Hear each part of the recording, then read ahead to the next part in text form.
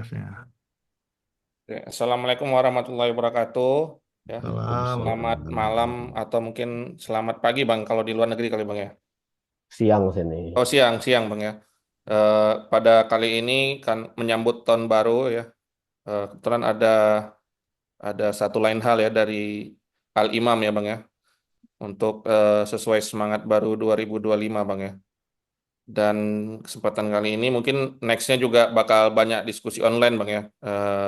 Karena ini nggak ada kakak panggil Bang aja, bakal banyak diskusi online.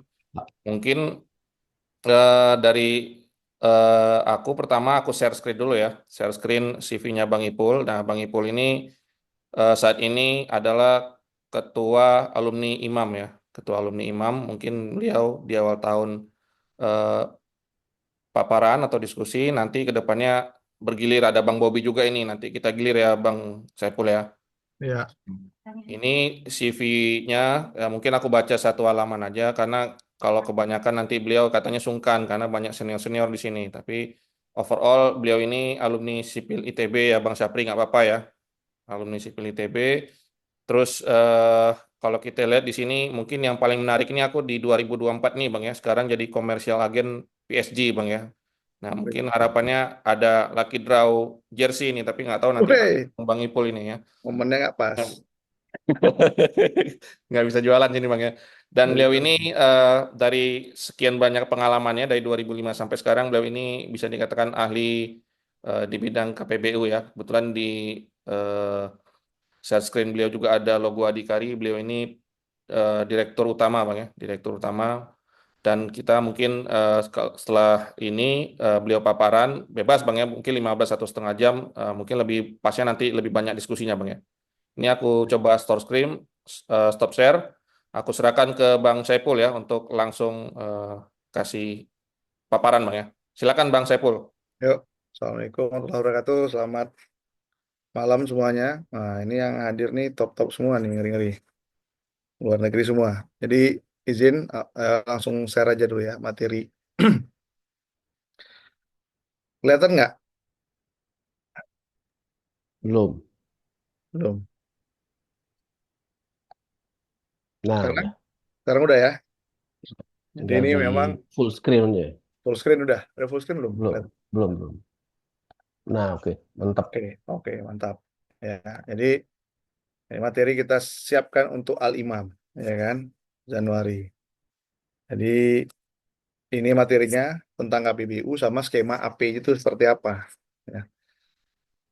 Aku akan coba eh, nanti terkait perkara KPBU-nya nggak panjang ya, snapshot aja biar kita banyak tentang skema AP-nya sesuai request dari Prof. Dato Ari, ya kan. Nah, jadi ini perkenalan profil, ini perusahaan kami ya. Tadi udah dijelasin sama Bang Aris, kemudian kita nangani project AP ini yang Kabupaten Bandung, Bekasi, Ternate itu afterly payment skemanya. Yang 2024 yang sekarang. Kalau sebelum-sebelumnya skema AP yang kami tangani tahun lalu itu rusun nih, rusun SMF itu juga skema AP. Kemudian Proving Ground 2021 skema AP. Ini udah sekarang lagi konstruksi. Harusnya kuarter ini bisa beroperasi bisa jadi akhir kuarter pertama. Ya, kemudian Rumah Sakit Gorontalo itu juga skema availability payment. Ya. Bahkan untuk yang Medan Public Transportation dulu BRT dan LRT itu kombinasi itu ada porsi AP-nya juga sempat dibahas tapi larinya ke VJF. Nah, cuma kapasitas fiskal Medannya dan pusat gitu nggak ketemu gitu ya. Akhirnya batal itu proyeknya sayang. Ya, ya jadi proyek KPBU ini kan bisa dilihat menjawab untuk kebutuhan infrastruktur yang tinggi. Ini 2024 nih harusnya RPJMN 2025-2029 kebutuhan meningkat sekitar 7.000 triliun. Nanti Bang Aris yang paham itu bidang di PUPR. Ya, nah kalau kita bicara tentang investasi infrastruktur, nah ini ada bicara tentang financing, ada tentang funding kan, gitu. Jadi eh, pembiayaan ini, financing ini yang dibutuhkan oleh pemerintah, gitu ya. Di mana nanti pendanaannya bisa dari pajak, bisa dari masyarakat, tergantung skema.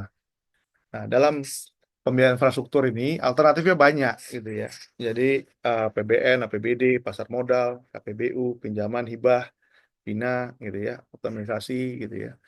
BMN, BMD gitu ya, environmental fund, nah itu juga lagi hangat bicarakan CSR gitu ya. Nah itu alternatif-alternatif yang mungkin. Nah, sehubungan juga kemarin topiknya mahasiswanya Dato, Bang Dato Ari, Bang Ari apa Bang terkait dengan LVC ya, dan value capture.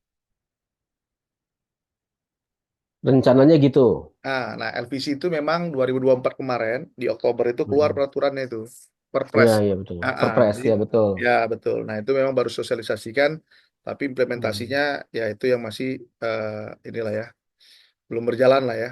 Nanti masih proses. Nah itu memang menarik untuk dikaji gitu ya, terutama untuk proyek-proyek transportasi publik dan juga pengembangan TOD ya, kawasan area. Nah, KPBU ini yang paling matang sebenarnya secara regulasi gitu ya. Jadi untuk yang alternatif pembiayaan. Jadi ini yang mempertimbangkan dari regulasi yang matang, kemudian dari pemerintah juga ada penjaminan gitu ya. Kemudian juga terkait kompensasi kepada usahanya juga jelas gitu ya sebagai pemrakarsa. Dukungan pemerintah dalam perizinan kesadaran lahan juga clear dalam regulasi siapa yang bertanggung jawab ya. Dan pendekatannya tuh life cycle project gitu ya, jangka panjang. Nah, regulasinya ya dari Perpres 38 2015 ya, kemudian terkini dengan Permen Bappenas 7 2023. Nah, dalam Permen PPN 7 2023 itu peningkatan dalam penyiapan proyek itu merujuk kepada five case modelnya UK. Gitu ya. Jadi ada kajian strategis, kajian komersial, ekonomik, finance sama manajemen lah gitu. Nah, kemudian terkait dengan regulasi seputar dengan keuangan, baik itu viability gap fund, affiliate payment ya maupun penjaminan pemerintah juga PDF itu sudah merujuk peraturan baru yang PMK 68 2024 ya, ini masih sangat terbaru, sehingga Permendagri 96 2016 ini masih belum direvisi. Harusnya direvisinya itu akhir tahun kemarin tapi belum jadi juga terbit. Nah jadi harapannya kuartal pertama itu ada revisi Permendagri 96 2016 ya. Ya, kalau secara konseptual saya nggak bahas lagi, tapi highlight utamanya bahwa kalau KPBU itu intinya bagaimana membagi resiko lah ya antara pemerintah dengan badan usaha agar infrastruktur publik itu tersedia dengan segera dengan kualitas yang cukup baik gitu ya, tanpa mengorbankan ya investasi si badan usaha. Untungan keterbatasan nanti materi juga di-share ya. Ini saya skip aja ya. Tapi highlight saya bahwa KPBU ini bukan pengalihan kewajiban pemerintah dalam penyelenggaraan layanan masyarakat, bukan uang gratis, juga bukan untuk membiayai proyek yang tidak visible dan atau bankable gitu ya, juga bukan utang ya. Kemudian juga sumber pendapatan pemerintah juga bukan sumber pendapatan pemerintah yang membebani masyarakat ya, dan bukan privatisasi.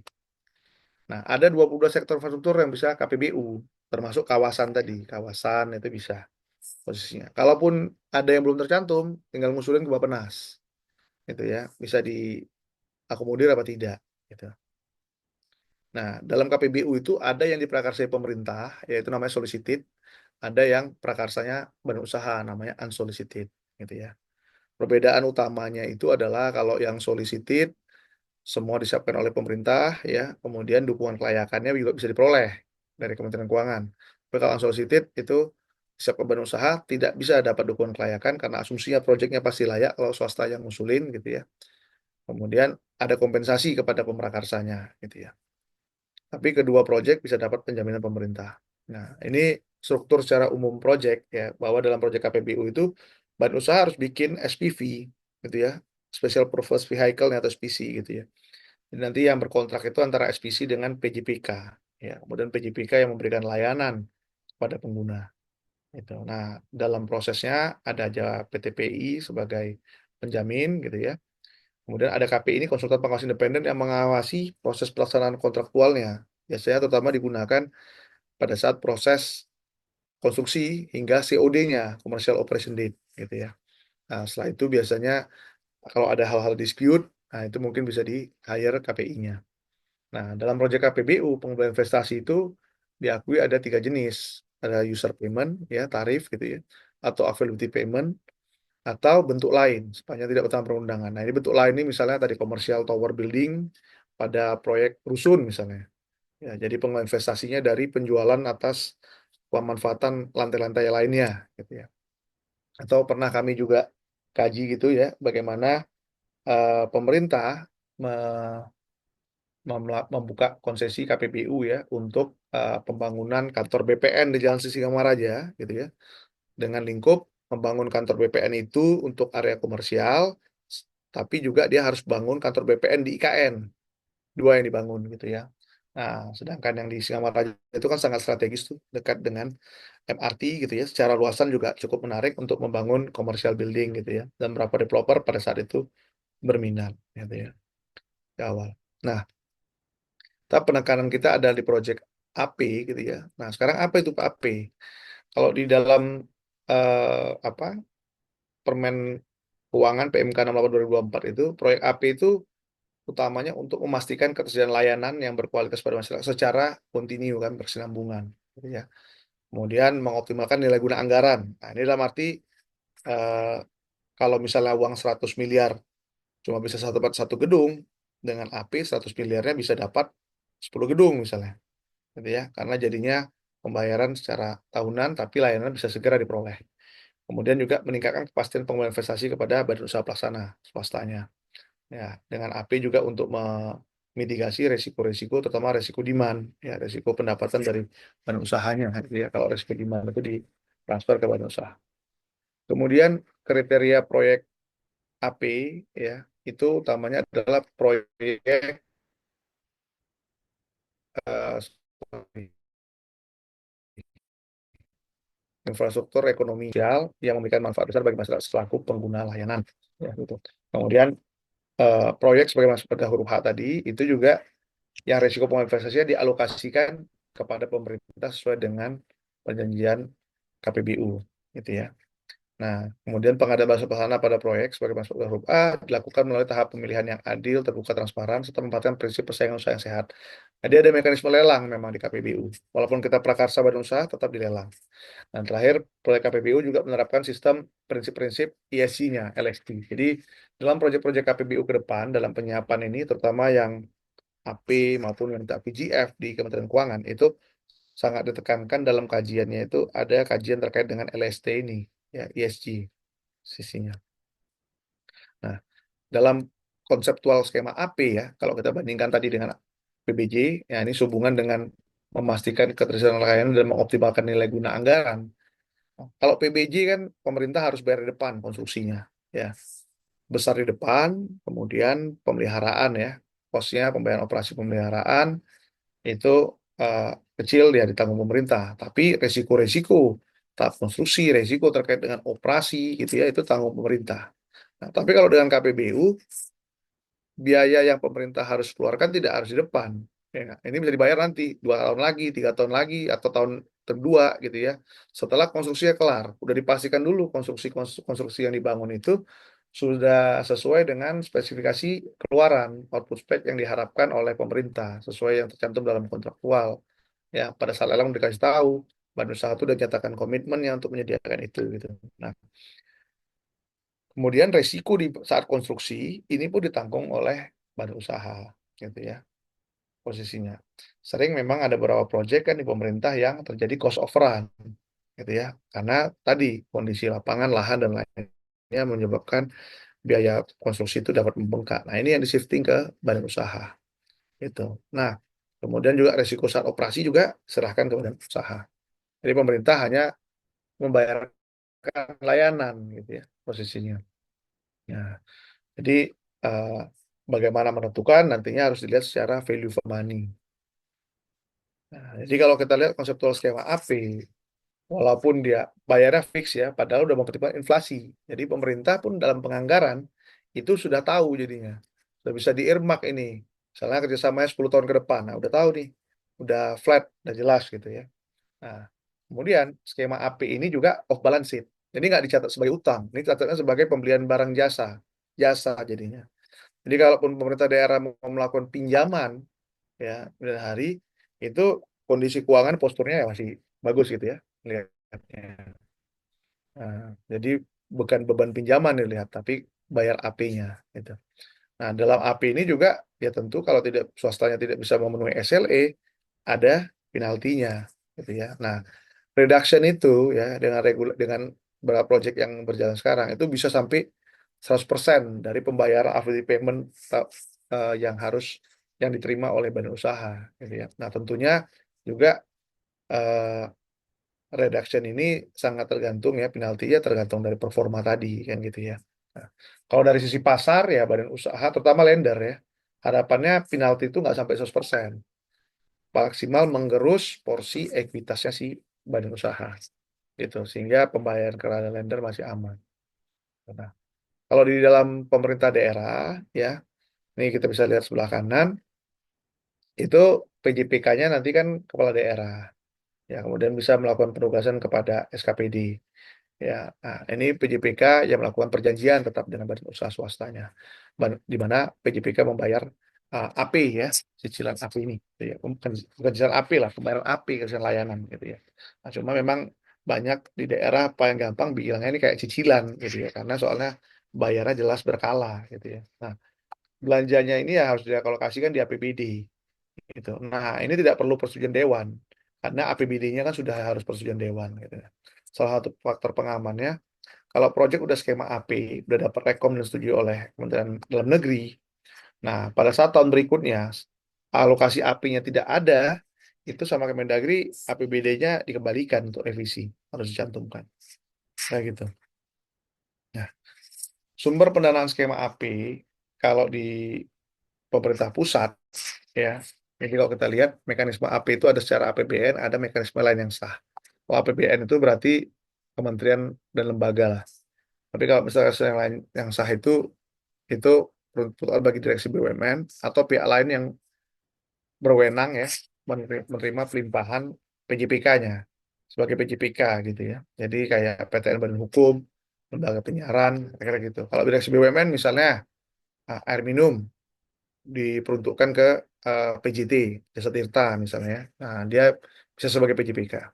Tapi bisa juga kalau misalnya kemampuan dia terbatas ya dia kembalikan kepada pemerintah, menteri yang sebagai PJPK. Jadi kayak contohnya untuk spam Jatiluhur, ya itu skemanya nggak AP memang, tapi take or pay. Itu tadinya Jasa Tirta sebagai PJPK, tapi setelah dianalisis kemampuan keuangannya dan siap untuk menanggung miring resikonya, tidak memungkinkan, maka dipindahkan ke menteri. Nah, pendanaan tadi dari skema AP ini bisa sumber dari APBN, bisa pendanaan proyek KPBU, bisa juga sumber lain sesuai yang sah. Apa itu sumber lain? Bisa dari pinjaman, bisa dari obligasi suku ori, ataupun juga hibah atau opsi-opsi lainnya lah, gitu ya. Dan bisa juga dikombinasikan atas opsi-opsi tersebut. Nah, kalau kita ngelihat struktur proyek skema AP, ya, itu yang memberikan layanan ke pengguna badan usaha ya, tapi yang mengutip duitnya itu pemerintah ya. Jadi kalau udah skema AP memang berjalan pada peraturan yang lama, itu badan usaha tidak boleh menerima pendapatan lain selain AP ya, tapi dengan peraturan yang baru ya, dengan PMK 68 2024, boleh saja badan usaha menerima pendapatan dari AP dan juga user pay ataupun bentuk lain dikombinasikan. Ini melihat dengan kondisi proyeknya ya. Ya, bisa saja mungkin untuk infrastruktur dasarnya kayak misalnya kayak kawasan misalnya ya, untuk infrastruktur dasar kawasan, utilitas dan lainnya itu dibayarkan dengan AP, tapi operasionalnya itu sesuai dengan uh, apa user pay pembayarannya, melihat dari tenan dan lainnya. Ya, nah hal-hal gini yang dengan regulasi yang ada yang baru sekarang itu membuka kita untuk eksplor alternatif-alternatif atau struktur keuangan baru lainnya gitu. Jadi struktur proyek, struktur keuangannya yang inovatif lah gitu. Nah, jadi dalam konteks skemanya AP ya badan usaha itu punya tanggung jawab desain, ngebangun, membiayai, memelihara atau operasi dan pelihara dari layanan publik tersebut gitu ya. Dan di akhir masa kerjasama ditransfer ke pemerintah. Gitu. Nah, untuk skema AP umumnya itu paling lama 20 tahun gitu ya. Kalau lebih itu secara value for money-nya juga nggak dapet gitu ya, terlalu besar cost yang kita bayarkan gitu. Dan bahkan sekarang ada namanya KPBU skala kecil yang masa kerjasamanya maksimal 10 tahun. Nah, ini sekarang yang lagi hangat-hangatnya itu KPBU APJ, lampu jalan. Ya, itu yang lagi jalan. Nah, kami juga kebetulan eh, sister company kami Adinata itu juga sekarang lagi coba investasi lampu jalan di Ternate ya untuk smart street lighting yang kita lagi upayakan. Nah, di dalam proyek KPBU ya konseptual terkait API tadi itu kita tuangkan di dalam studi kelayakan atau uh, bisnis case-nya ya. Prastudi kelayakan kalau bahasanya pemerintah yang susun, studi kelayakan kalau badan usaha yang susun. Ya bisnis case kalau istilah di five case model di UK-nya gitu ya. Jadi kajiannya ada 5 aspek: strategis, ekonomi, komersial, finance, sama manajemen ya. Jadi kajian strategis ya menjawab apakah proyek ini memang diperlukan secara strategik gitu ya. Di sini kajiannya ada kajian hukum terutama yang dikaji dan kesesuaian proyek dengan eh, dokumen-dokumen perencanaan ya. Misal PJMD, PJMN, PJP ya, kemudian RT RW dan lainnya. Kajian ekonomi ini memastikan proyek memberikan dampak ekonomi dan sosial tidak gitu ya. Nah, di sini juga di kajian ekonomi juga termasuk mengkaji secara resiko maupun value for money gitu ya. Di mana angka-angkanya juga merujuk kepada kajian finansial nantinya.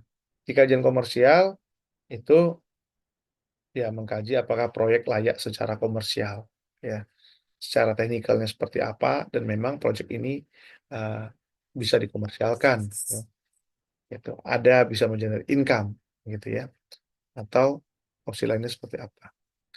Kemudian dari finansial, apakah memang proyek ini terjangkau bagi masyarakat dan juga diminati oleh pasar, ya. Nah, dalam kajian manajemen, bagaimana memanajkan proyek secara praktis. Jadi kalau kita ngelihat dari kunci kelayakan proyek, ya, paling dasar tuh kelayakan dasar ya. Ini yang dijawab dari kajian strategis maupun komersial tadi. Itu untuk menjawab apakah proyeknya clean and clear, ya. Ada isu lagi nih secara hukum, secara teknikal, secara lingkungan gitu ya, yang clear. Kemudian baru dicek secara ekonomi, yang memberikan dampak ekonomi positif nggak? Ya, kalau iya berarti ready to go, siap untuk dibangun gitu ya, strukturnya. Kemudian lanjut lagi cek secara finansial, layak secara finansial tanpa dukung pemerintah atau perlu dukungan, gitu ya, layak marginal plus VGF gitu ya. Nah, ini dikaji. Kalau layak secara proyeknya, maka ready untuk dikerjasamakan partnership.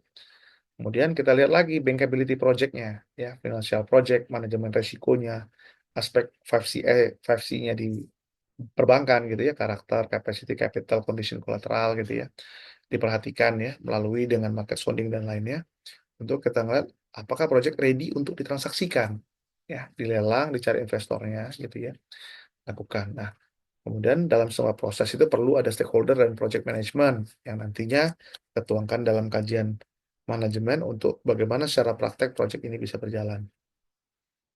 Nah, dari sisi parameter kelayakan keuangan, ini yang umumnya dilihat ya parameternya. Dari sisi proyek, pemodal, pemberi pinjaman, pemerintah. Apa yang diperhatikan indikator kelayakan dan parameternya.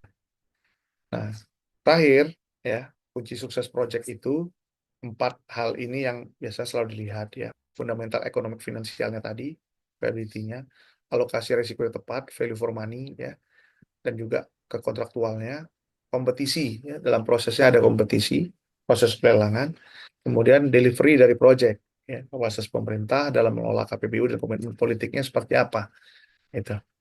Mungkin eh, demikian paparan awal dari saya untuk kita diskusikan. Saya kembalikan kepada Bang Aris nih. Monggo, Bang. Oke, terima kasih Bang Saiful ya. Ini Ya, paparannya sangat kompleks sekali ya. Banyak banyak hal yang kalau aku pribadi ini banyak ilmu Bang. Karena kebetulan tadi kalau dilihat di paparannya kan air dan irigasi ya. Ternyata ada ya, satu betul. lagi bendungan ya. Kalau di kami mungkin bendungan Bang. Dan itu Betul, ada bendungan ada disebut juga. spam Jatiluhur ya. Korea punya itu Bang ya. Karian kalau Korea ya. Ya, betul. Oke, ini kita langsung masuk ke sesi ini aja Bang ya, Bang Saiful ya, sesi tanya jawab atau diskusi.